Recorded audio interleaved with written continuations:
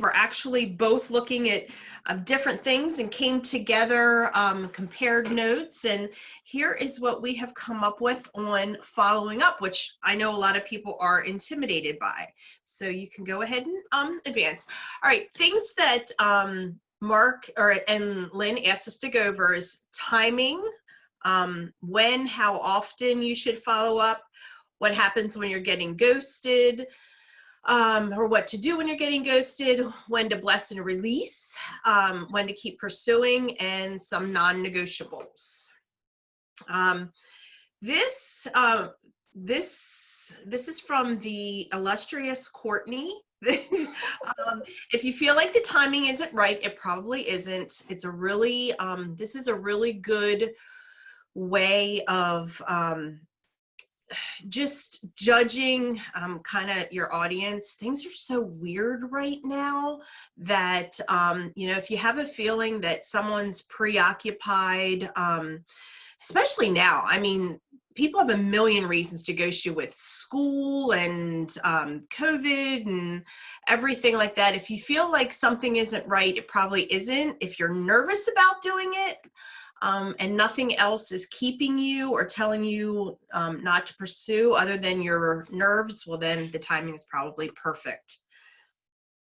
Okay, next slide. All right, so Zach Slobin has a fantastic training session, and I love Zach and Eden. I get a lot of my training from them. They have a fantastic training only on follow-up, and Zach, this all comes directly from Zach's training. He says the average person needs 5 to 17 exposures to get started. Now that made me kind of take a step back and think, wow, that's a lot. 80% of sales are made after the 5th contact, and Zach, in his eloquent way of just being very, very blunt, the 2 primary reasons that we don't follow up is we're lazy, or we don't want to bother people, pressure people, or be perceived as annoying. So that's our problem. Both of those are our problems, not the other person's problem. Okay, next one. Mark and Lynn, are we recording, by the way? Yes, darling. Yes, of course we are. Sorry. I just want to make sure. I was like, uh-oh. Okay. So real quickly, I want to go into something an analogy that Zach used that really, really hit home, and all of this kind of comes from that, but he used a salesperson, someone going to buy boots, going to see a salesperson, going to buy boots, and they, somebody's on, going to buy boots, and that's what they need. So these shoe salesmen, I need to buy boots, that's all I'm here for. Well, they don't have the boots, but he says, why don't you give me your name and number, and when we get the boots in, we'll give you a call. The next day, she gets an email from him, and he says, hey, we have these really cool dress shoes, would you be interested? It's making you feel like they weren't listening, and I am completely guilty of this. Not listening to the person and thinking what they need versus listening to what they really do need. He also talked about, I just lost my train of thought. So here are his step-by-steps. Always follow up with relevant value, showing that you're paying attention to them. So I noticed your post, or I was thinking of you because. Stop giving people what you need. Stop giving people what you need when you follow up with them, rather than what they want. How can you link them up to their specific goals? So Zach says after you've already kind of made a contact with them, follow up in 2 days and say, you know, hey, Lynn, I know you're still thinking about it and talking to your wife about it. No rush whatsoever. I saw this transformation and I couldn't help but to think of you. Catch up soon. That's it. Nothing else. No, you know, are you ready? Just something that you are developing a relationship with. Then follow up a few days later with something absolutely unrelated to Isagenix. Zach used the example of, hey Lynn, I saw on your post that you're looking for a new car. My brother-in-law sells cars. Would you like me to hook you up and hook you up with him just to see if he can help you out? That is, again, establishing that connection and relationship. And then finally, a few days later, voice memo only, do not text. Hey Lynn, I've made a decision. I'm going to take on only X amount of customers this month. You make it up to you, 5, 10, 15, but I really want to customize their 30-day plan. I wanted to reach out to see if you wanted to delay everything you shared with me by a month, or do you feel like you're finally ready to get started? If you want to delay another month, no worries. I'll follow up with you then. How does that sound? So that 100% takes the pressure off of you, and it's putting it in their hands to let you know they're ready or they want to delay. And if they want to delay, bless and release, go back 30 days later, and you can, but make sure you're still keeping contact with them, commenting on their post.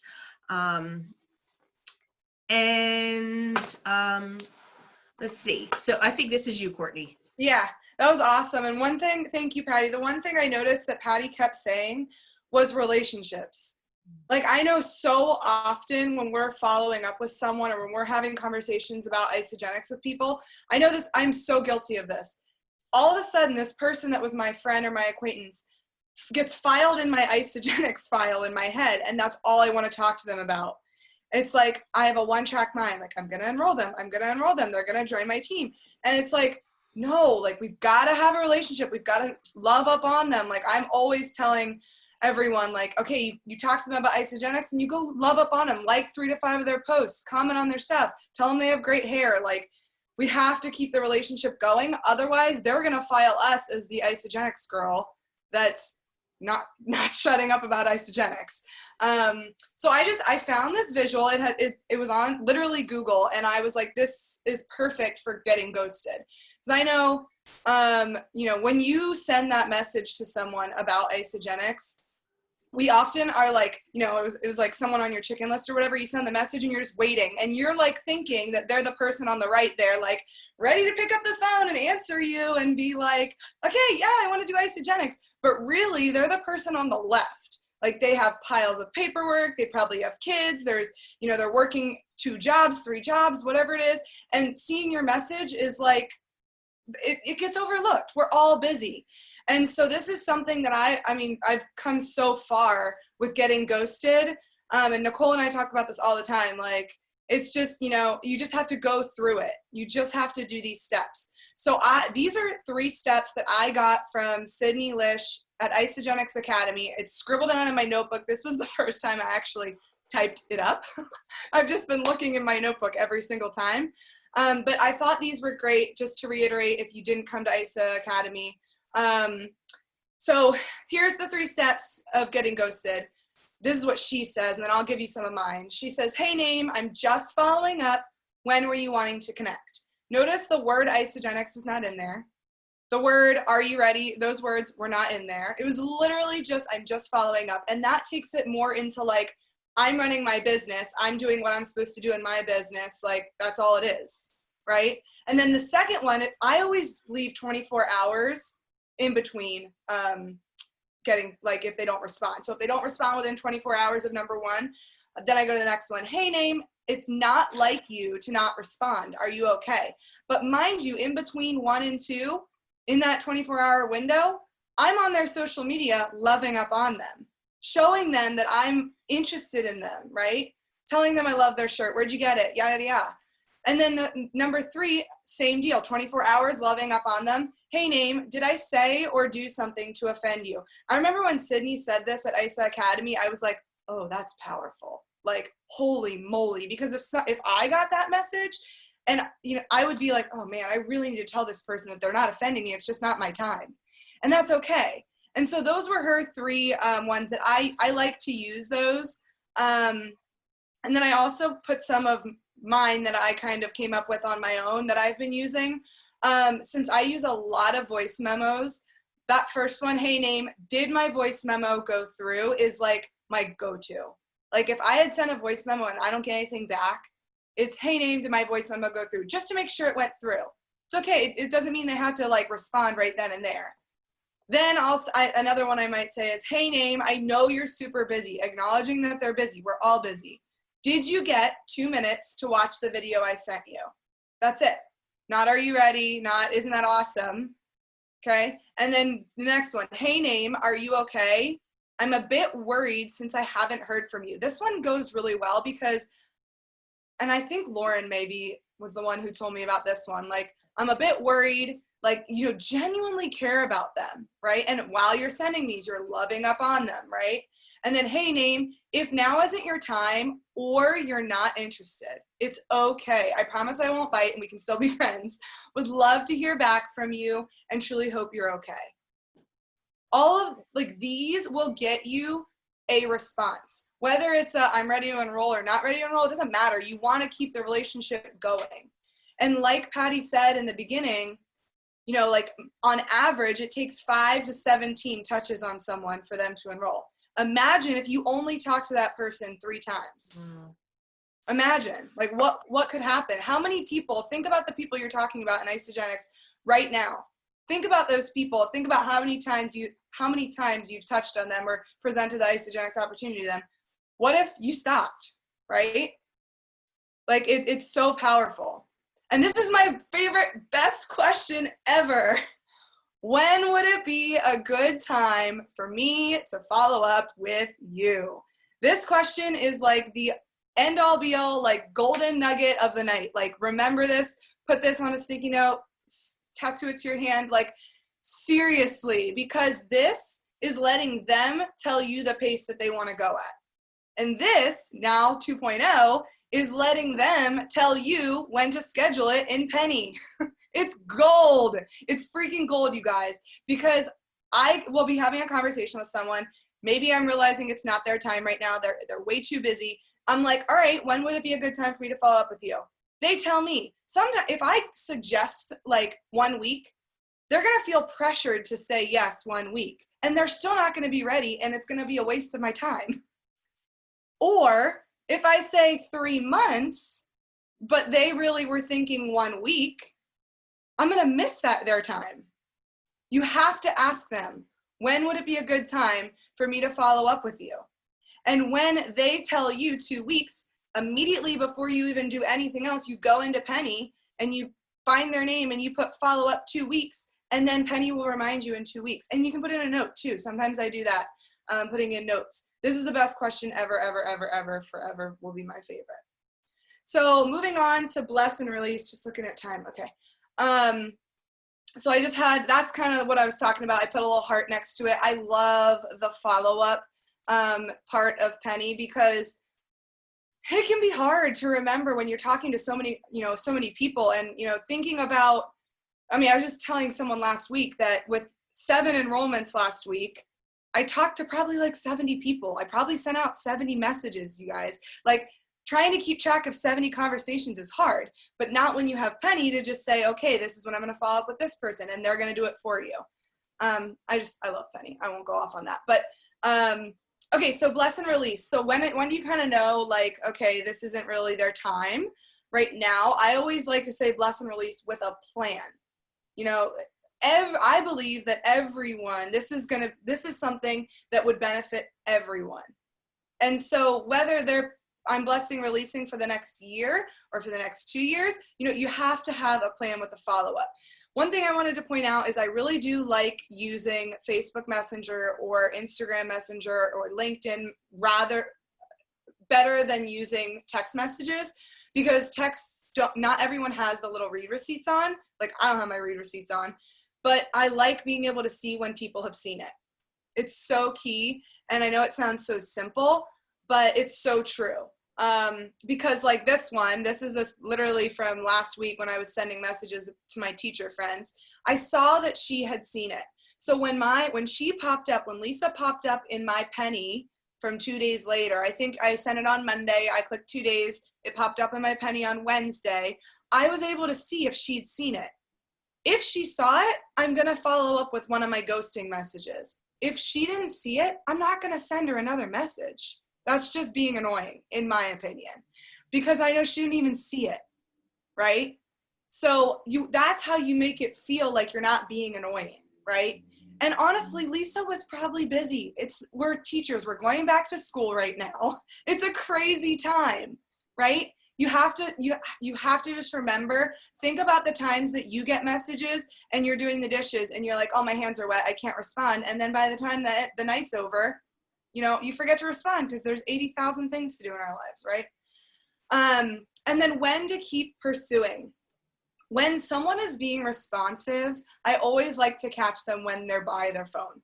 Like if someone's responding to you and you have time to respond back with them, go for it. Like, don't just see the response and be like, okay, I'm going to set that down. I'm going to do that when I step into my office the next day, because they're not going to be on their phone possibly at that time, right? If they have shared with you their goal or their why, you can keep pursuing. Because now, and I heard someone train on this and I was like, oh, that's cool. When they share with you their goal or their why, it's now your responsibility, right? It's your responsibility. So one of the first things that I always do when someone reaches out interested or I'm chatting with them, I'm like, well, what do you want to get out of this? Or what do you want to change with your health? Or what do you want to change with your income? Or however, I get their goal right away so that I know it. And then if they're not being responsive, I heard Jessica Regner say it once on a training. She was like, when you said you want to lose 10 pounds, were you being for serious? Right? Like you have to show them that you care about their goal and their why, and it'll bring them back to, oh yeah, like, okay, I've got to do this, right? Or you can keep pursuing, like when you ask the golden question, when would be a good time for me to follow up with you? And they respond, and then it's that time. So that's when you can keep pursuing. You should always have a follow-up, even if they say, talk to me next year. Put it in the calendar and love up on them. That is the key. That is the key. Okay, looking at time. Okay, doing it. Non-negotiables, we're almost done. This is about it. Non-negotiables for following up. A plan. You have to have a consistent plan. Keyword being consistent. So I switched over from my notebooks to Penny. I also still use calendar reminders. Whatever your plan is, do it and do it consistently, and don't just follow up once. So people that I'm talking to in March, if they say, follow up with me in a month, and then I follow up with them in April, and then the conversation fizzles out, and I didn't ask the question again, when would be a good time for me to follow up with you, they're done. They're not in my plan anymore, right? You have to keep it going. Keep it going. Number 2, genuinely caring, not just Isagenix closing in mind. This is something that's so hard. Like I was saying, like you have to you have to train your brain to also, not just want them to be an Isagenix person, but to genuinely care about every aspect of their life. And the more you get to know them, the more you know what's going on in their world. And that's when you kind of figure out when the timing's right, right? And then the third thing, loving up on them between follow-ups. I think I said it like 5 times during this training. Not ISA related. Liking posts, commenting, changing the subject. I have met so many people online that I've enrolled and are now business builders or product users that I haven't met in person. And it's because they trust me. They already feel that, and I've already loved up on them so much, pumping them up, that in their mind, whether they realize it or not, they're like, oh, I want to be close to this person. I want this person to help me because they care. They're loving up on me and giving me the attention that I love, right? Everyone loves a good, your hair looks great. What shirt is that? So people, whether they realize it or not, they're doing that. They're realizing, oh, this person's noticing me. And that's what you really want to do as you're following up with people. I think this was what we were going to end on. Ask yourself if not following up is aligning your goals with your goals. Think about that. Guys, we're in it. We have a challenge going right now. For 5 enrollments, you get $200. If you don't follow up with people, are you going to get that? Is that going to help you a few weeks from now, a few months from now, a few years from now? It's so, so, so, so important. And we always hear it. The fortune is in the follow-up, and it's so true. Patty, is there anything else you wanted to add before we end? One other thing that I wanted to note that Zach said, and again, totally guilty of this in the past, and this goes back to loving on them in between with not with more than just ISA. The majority of us only follow up when we have something to offer. Free shipping in the past, free membership, free enrollment. That's an eye roll. That is totally an eye roll, because we're not listening to them. They're not even replying to us, and we just keep telling them what we have to offer. So don't do that. Now end with that. Any questions on following up? It's so key. It's so key. Oh my gosh. Okay, well that's it. We'll turn it back to you, Mark and Lynn. Thank you. That was beautiful. That was Perfect. fantastic, you guys. Wow. And truly, the fortune is in the follow up, and this is a relationship business, right? And so it is about building relationships. It's not just about offering a product; it's building relationships. You guys handled your masters tonight. Thank you so much. Beautiful. Thank you for a great presentation. Good night, everybody. Good night. Good night. Good night. That was amazing.